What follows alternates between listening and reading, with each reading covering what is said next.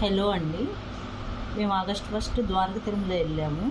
అక్కడ 500 టికెట్ తీసుకొని క్యూలో నుంచున్నప్పుడు సెక్యూరిటీ వాళ్ళు కూలర్ పడేశారండి. సెక్యూరిటీ వాళ్ళు కూలరు తగిలి కిందకి పడిపోయింది. నేను చాలా దూరంగా ఉన్నాను, అయినా సరే అది పెద్ద కూలర్ అండి, వచ్చిన కాలు మీద పడిపోయింది.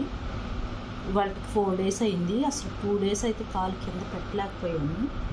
కనీసం అక్కడ కూలర్ పడితే ఎవ్వరూ స్పందించలేదండి. కనీసం ఆ సెక్యూరిటీ వాడు కూడా పడిందా మేడం అన్నాడు, కానీ అసలు ఏమీ స్పందించలేదండి.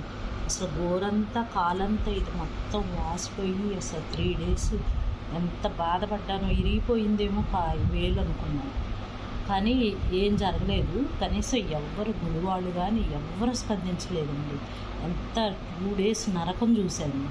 ఈరోజు వీడియో చేసి పెడదామని ద్వారక తిరుమలలో అలా ఉంది పరిస్థితి. కనీసం ఎవ్వరు రెస్పాండ్ అవ్వలేదండి.